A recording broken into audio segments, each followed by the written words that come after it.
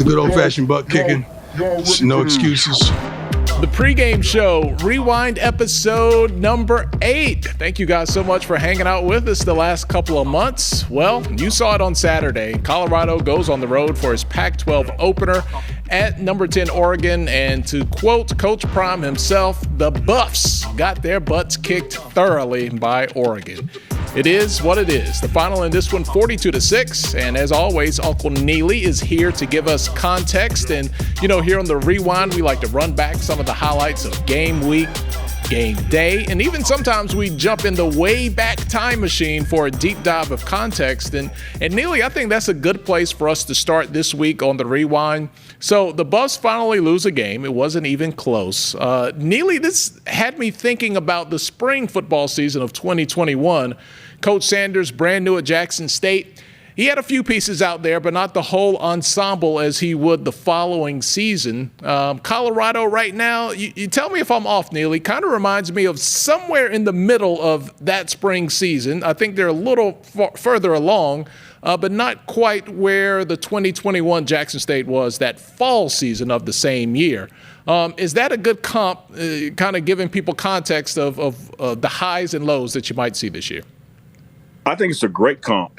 I think it's spot on. I've seen this movie before. I've been in this movie before. This is something that occurred at Jackson State when Coach Prime got hired, September of 20. He was able to assume the role in December.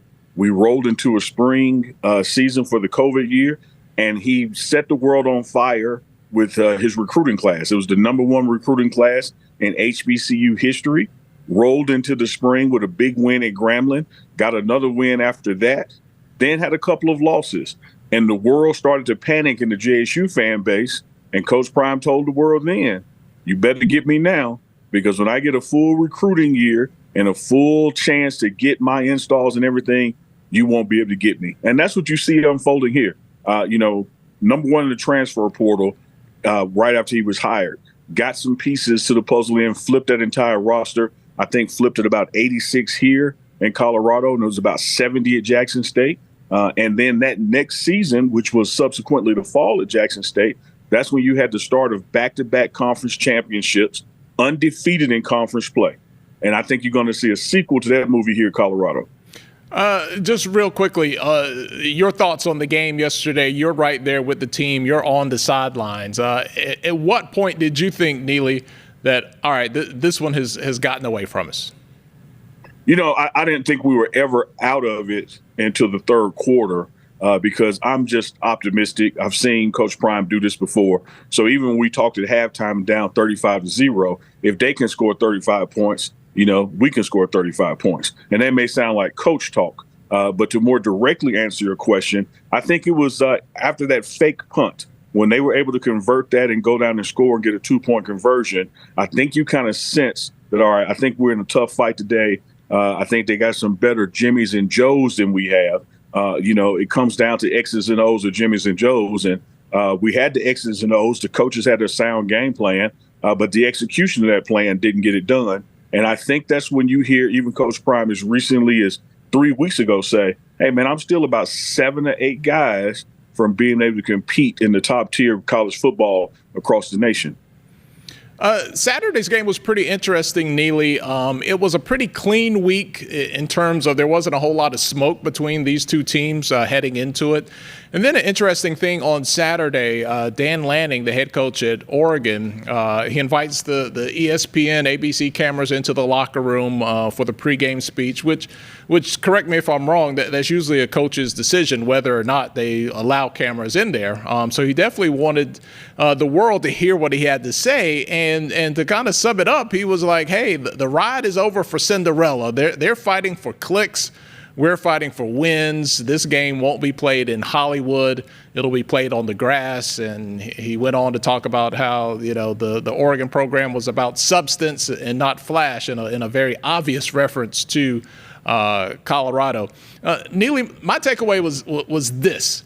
Don't put Jell-O on my plate and tell me it's banana pudding, because as soon as that plate starts to move, that Jell-O is going to start jiggling, and the energy was just kind of weird. It really came off to me as the misguided comments from a fan, and it sounded like what he said was indeed fighting for clicks for Oregon. I thought that energy was weird in that pregame.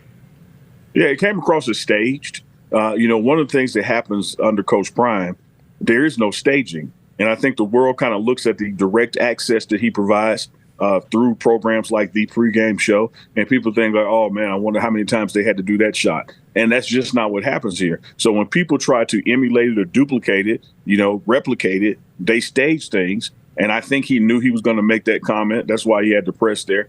But here's what it really boils down to. They know it's working.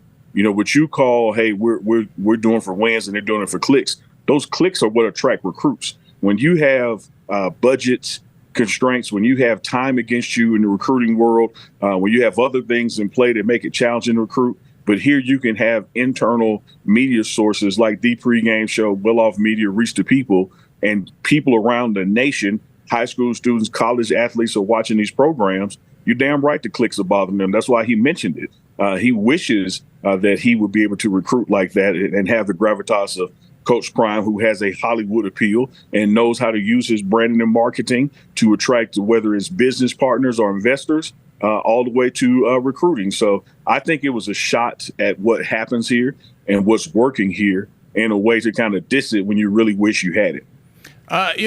When a person speaks from their feelings, man, they don't lie. Like what comes out of their mouth is what they mean. And I feel like he thought he was doing this big hero speech. And then at halftime, the coach comes out there. He's like, we're not happy.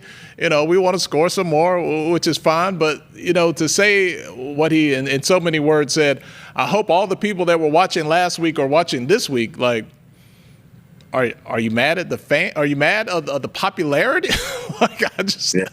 I didn't really follow where the anger was supposed to be going on that one. Hey man, haters gonna hate. It really is just that simple. When you can't do something and you can't figure out how to do it, the easiest thing to do is throw rocks at it and try to get some attention to yourself for throwing rocks at it. But nevertheless, man, hats off to that program. Well coached game. Had those young men ready to play ball, and they executed more than we executed. They took advantage to full hilt of that home crowd. It's a loud stadium. The fans were in there deep in full blast. So you can't take anything away from them in their victory, although sometimes coaches make comments that do. I still say hats off to Oregon, man. They got the job done. Oh, when it comes down to X's and O's, that was a thorough game. You have to credit what you saw. You are what the scoreboard says you are on any given Saturday. We've kind of reacted to what we heard and what we saw on Saturday. Let's hear now from Coach Sanders and what he had to say about the comments directed towards him and the game. People around the country would say this is what they needed to humble themselves. We wasn't arrogant or whatever. We're confident people. If our confidence offends your insecurity, that's a problem with you. It's not us. We expect to do well. We expect to play well. We expect to win every game we step out there. We expect to practice to perfection and go out there and execute the things that we practice. We just didn't do it today. But it's not something that was needed. It's just like saying you get in a car wreck or something. Oh, he needed that to slow him down. You don't need that. That's just stupid. It's just something that happened, and they got the best of us today. That's just it. One thing that I could say honestly and candidly, you better get me right now. This is the worst we're going to be. You better get me right now. Now somebody, I got messengers. God bless him though, man. He's a great coach. He did a great job. God bless him. He can take their shots. They won. I don't shoot. I don't do that. They won. So, Neely, that's Coach Sanders there. You know him as well as anyone in terms of being a college football coach. I know losing bothers him, but when he walks into I've seen him lose. I'm just not going to count that spring season, but the last two regular seasons at Jackson State, I saw him lose 3 times, 2 in person. And every time he gives credit to the team. He takes ownership of the butt whipping or the close loss or whatever it might be, and really handles it with grace, where a lot of people are thinking like, oh man, we got him now. He ain't going to say nothing. Like, he's still going to be him. Absolutely. And I think what happens, he wins so much. I don't care if it's the 49ers or the Cowboys. I don't care if it's Jackson State or Colorado. He wins so much, hell, even wins so much in life that people get up and celebrate when they feel he has a loss coming, and they think what's going to happen because they hear from him so much in winning. They think he's going to duck and dodge and hide and maybe not come out for a press conference or, try to lay blame on players or somebody else. They think he's going to be a different guy because he lost. This is a guy who's played in World Series and played in playoff games. I mean, you name it. He ain't backing down, man. He's going to stand, on what he stands on. He's going to be there to face the music, whether something happens favorable or unfavorable. And you could hear him in his comments, man, great job by Oregon. We got some work to do in Colorado. Hats off to him. He ain't scared to address the facts when it comes to losing. And I don't understand what critics are thinking is going to, like, you've never seen that before from him. I think people project a lot of what they would do and how they would handle the situation, and they're anticipating, well, I hope this person does that. Then I won't feel like such a or whatever, because that's exactly what I would have did. No question, no comment. I might not have even shown up, and we've seen that from professionals before. But man, like if you think he's going to show up in a sweater vest and a blazer on Monday and just be this totally different guy, like where's the evidence that anything remotely close to that is going to happen? The best indicator of future performance is always past performance. And if you look at the past performance of Deion Sanders, a.k.a. Coach Brian, he wins, and he wins a lot. And when he happens to take a loss, he stands there and addresses the loss and doesn't just put the blame on other people. He takes ownership in that as well. And that's what you saw happen. I think we also have to take a step back, take a deep breath, and realize this was a program that was 1-11 less than a year ago. They finished in last November 1-11. Already 3 wins, 3 quality wins, one against number 17 in the nation, one against the historic rival in Nebraska, and tough as that program can be, and then the in-state rival, Colorado State. You travel to Eugene, Oregon, one of the toughest places to play college football, and you take a loss, and it's a massive. It was a big one. You can't take away the points they put up. But I think internally, the coaches here and the players know some of those circumstances that led to the wheels coming off. We handed some things to Oregon. You give up a big penalty on 3rd and 2 where you were about to get off the field with a punt. You have quarterback pressures that were uncharacteristic, things of that nature. So I don't think that as bad as that butt whooping was, that is something that's going to derail the I believe mantra in this building and going to derail that there are more wins on the schedule to come. Absolutely. Some people are saying and suggesting that, and not that this is the Critics Corner show, this is the Rewind, but I just love adding context to the conversation that's out there. I don't think this is going to be all of a sudden Colorado's no longer going to be popular because the premise of them being popular was not by going undefeated on the season. You were there again at Oregon on Saturday. You had a chance to take in the energy. I want to get a sense from you, but let's hear now from Chauncey Billups that you had a chance to interview. He's the coach, Portland Trailblazers, CU alum. He took in his first game at Oregon, and you had a chance to talk to him on Saturday. Let's hear a little bit of that. Yeah, definitely. I'm Buffalo all day. You know how we do it, man. But I'm happy Portland's right up the street. Been here. I ain't never been into a game here, so I'm looking forward to it.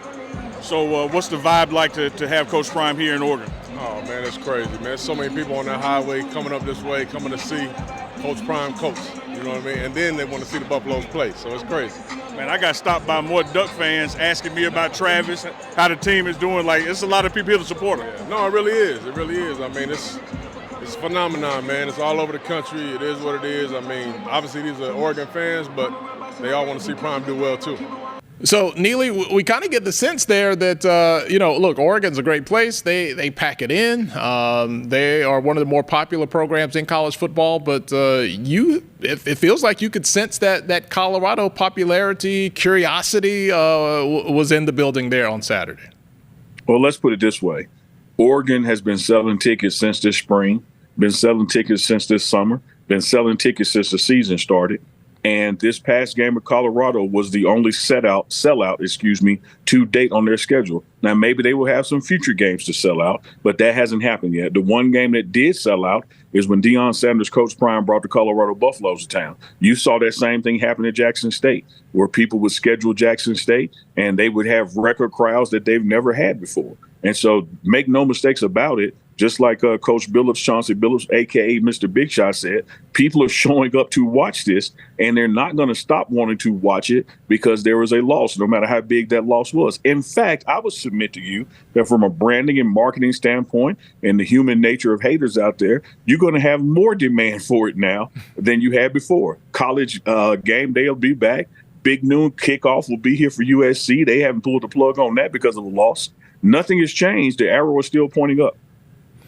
Well, let's talk about some things that happened on the field there, Neely. The offensive line is the offensive line. In the postgame, Shedeur Sanders said he has to be perfect moving forward. Is that an unreal expectation for Shedeur to put on himself? What do you think about that, his kind of take? It may be for most people, but Shedeur Sanders has proven one thing. He ain't most people. He's tough. He stands in the pocket. He knows how to read coverages. He knows how to put the ball in tight windows. And he understands that there are some things that you may be able to do if you were, say, Troy Aikman with that Hall of Fame offensive line that he had versus having the line that he has. So he does have to do some things better, do some things differently. And he took ownership in that. You don't see him blaming them, berating them, dogging them, saying, oh, man, if I only had a line. You know, he still was, 23 or 33 or something like that, like no interceptions, even with all that pressure. So the guy can play ball, and he knows he can play better, and he knows that this is the line he has. One thing that Donald Rumsfeld said when he was Secretary of Defense, you go to war with what you got. You know, this ain't time to go recruit and bring new people in. The season is underway. It is wartime, and this is what we have. And these guys can and will be better. They're going to be coached up more, and you're going to see that offensive line improve as a unit going forward. One thing I noticed yesterday, Javon Antonio, he was back on the field. It seemed to be an added bright spot to that Colorado offense. I mean, Neely, this guy, he's a big dude. I mean, 6'4", about 225. Wide receiver. He had 3 catches for 42 yards. He had a 20-yard catch for his long one. Let's take a moment now. Let's hear from T.O., Terrell Owens. Look, the Hall of Famer, just always kind of in the background, hanging out. You might not notice him. Neely put him on once again over the weekend. And it turns out T.O. is a big mentor for the big wide receiver. I am a conduit of what he's doing. You know what I mean? So I'm here, man. A lot of times, man, I see you having some quiet time with Javon Antonio, a big receiver like you are. He's going to be back with us today. What's some of the stuff you pour into him? Oh, man, just go in there and just telling him just go out there and use his size. You know what I mean? He has a lot of what a lot of these guys, not only on this team, but a lot of guys on other teams has. He has size. A lot of guys ain't got that. Yeah. All he has to do is just put everything together, go out there and play, use his size to his advantage, and go make plays. Neely, I'd have to say, man, that's not too bad to have a Hall of Fame coach and a Hall of Fame mentor that's just, kind of there hanging out, giving you great advice, staying in your ear. That is a pretty good environment to be in. Yeah, absolutely. I think what happened when Terrell Owens, Hall of Famer, first got here and looked around the room and saw a body that reminded him of himself, him and Javon kind of established a relationship. T.O. does not, coach these players here, but when he's here just spectating games and they're having lunch together, you can see him in that mentor relationship, just kind of pouring into each other. And he's taking a liking to Javon Antonio, and it ain't hard to figure out why. The guy is a stud. He is a big body. Spent a little time in Jackson himself. He played at Hines Junior College in Raymond, just outside of Jackson, before going on to his 4-year degree. And he's here now, man, and he has been one of those guys you didn't get a lot of because he was nursing an injury. But now with him back in the mix, he's a big target, a big body, hard to bring down. And I'm sure as the weeks go on in this season, Shedeur Sanders is going to find number 4 a lot more. Neely, you're not going to shoestring tackle this dude. Like, you got to put your work in to bring him down. Yeah.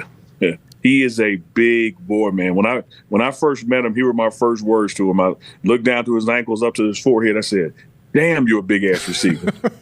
And he did what you did, Tolly. He just laughed and shrugged his shoulders.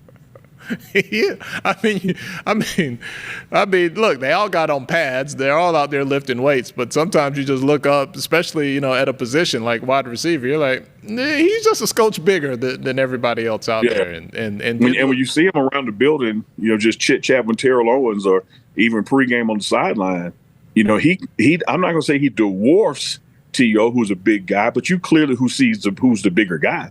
He make T.O. look small standing next to him. Yeah, I remember you talking about that a couple of weeks ago. And, it's one thing for you to say it. It's another thing to see it on national TV. You're like, oh, that is the real deal for sure.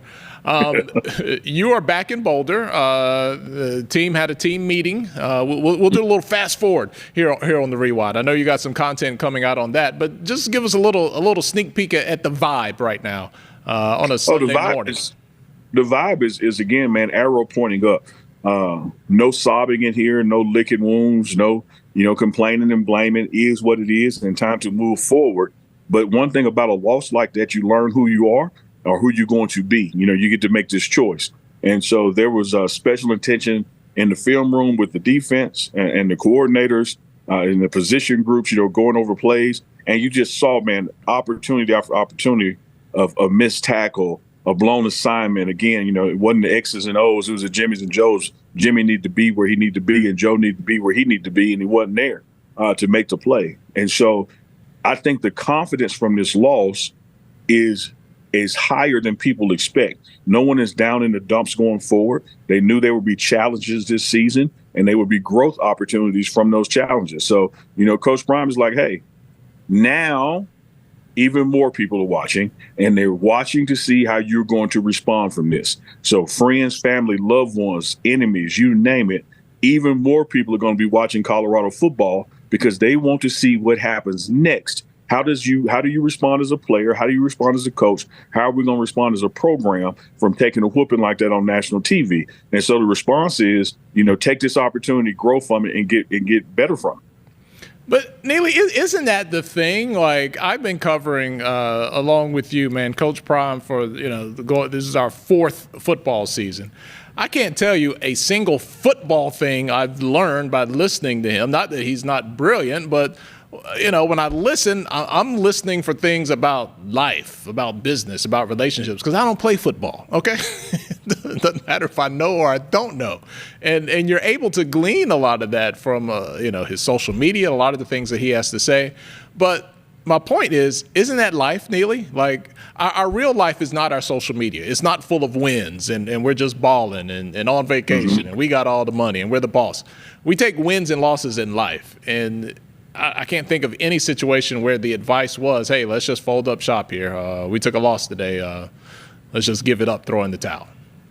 Absolutely, Tolly. If you sat in the big team meeting room over here at the Champion Center, the room I'm in right now, on Sunday afternoon, and heard Coach Primes talk to the team and closed your eyes and forgot you were in a football building in a football meeting room, you could apply to business, you could apply to marriage, friendships, you could apply it to your car breaking down. What he was telling these guys is exactly what happens in life. How are you going to respond from getting hit in the mouth? And he used a boxing analogy. You're sitting on the stool. It's between rounds, such as in between games. Are you going to get up when the bell rings and go back out there? Because the bell is going to ring, and it's going to ring Saturday with USC. And so you have to show the world what kind of fighter you are the next round, even though you got knocked down in the previous one. Relationships, car breaking down. Neely, you read me like a book, man. I've had bad radiator. I had my oil is leaking. Oh, man, I need to get up off the stool, man. Show them who you are. Bounce back. Get off that stool. All right, speaking of getting off the stool, you've said it outright. You got USC up next. From it, here's the thing, Neely. If Colorado wins or loses, that's the game. I want to be entertained. This past weekend was not the most entertaining game. I want to see a good one with USC, and the potential is there. You got two of the best quarterbacks in the country. USC is ranked number 5. It's going to be at home. What are you anticipating for the environment? Last week it was 2-0 Colorado. We had all the smoke and the headlines. It was, that big battle with Colorado State. Coming back to Boulder, USC, what are you anticipating the energy to be like on Saturday? I'm expecting to be higher than any game we've played in so far this season. Again, this is USC coming to town. You got people in this building like Dennis Thurman, very familiar with that program, having played and coached there. USC has a Heisman Trophy winner. Colorado has 2 or 3 players in the Heisman Trophy mentions. Because USC is in Southern California, I'm expecting celebrities to be here like they've been before. And we have to keep in mind, Tolly, 3-1 ain't a bad damn team. There's a lot of 0-3 and a lot of 0-4 college teams around the nation that wish they were 3-1. So nothing has changed about this matchup. It is still going to be a battle of the quarterbacks. Much like when Brady would have to go to Indianapolis with Manning, or Manning would have to go to Foxborough. I think it's going to be all eyes on these 2 quarterbacks. And I think it's about matchups in the skill position. And I like what Colorado brings to the table. Even with the absence of a Travis Hunter, we still have the weapons to get this game done. So I think it's going to be entertaining. All right. There's Uncle Neely, and then there is Uncle Snoop. What side is Snoop Dogg going to be on this weekend, Neely? He has historically, been a USC fan. He's been on their sidelines. That's, his home turf. Coach Prime is his dog. Like, what is Snoop Dogg going to do this weekend? I think Uncle Snoop is going to be a Buff this weekend, man.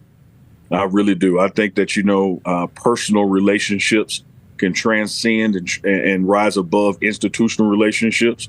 It's one thing to be friends with USC. It's another thing to be friends with Coach Prime, Deion Sanders. So I think Snoop knows where it's at, and you're going to see Snoop on the home side of the field. All right. He cannot sit this one out. He cannot pull a no comment. I know a lot of people are going to be pressing Uncle Snoop this week.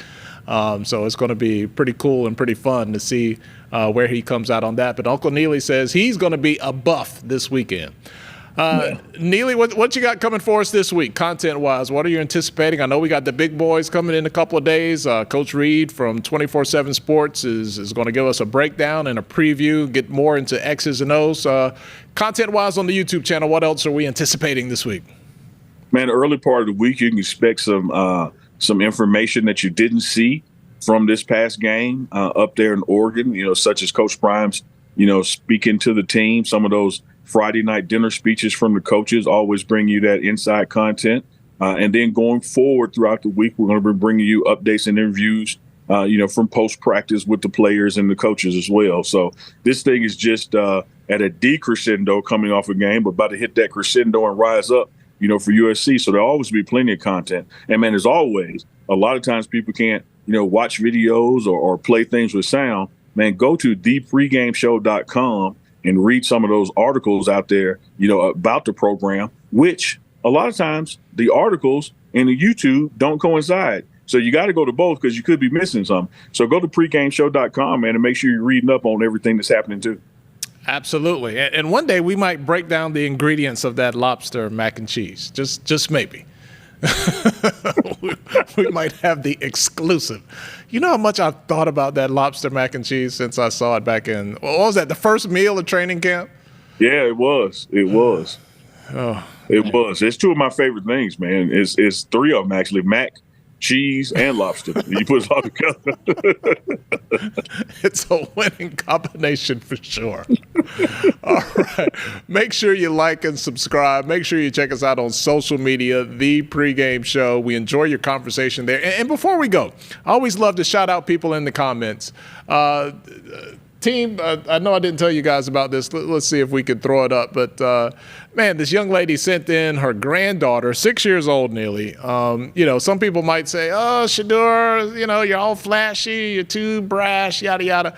Look, man, he is touching people, and people are loving what he's doing. We have a 6-year-old. You could probably see the picture there, man. She's got a little play watch, and she's got it up, man, and she wanted Shador to see that thing. I don't know. I can't promise you that Shador watches the rewind, but the country sees it. Look at that little baby. She's got that watch up there, man. So impact in the community. A lot of people behind Colorado, of course. The numbers do not lie. People tell you what they want. We say it all the time. They tell you what they want. All right, looking forward to that game this weekend. Looking forward to the big boys. For Uncle Neely, he's in Boulder. I'm TC in Atlanta. You guys have a great week. We'll talk to you soon.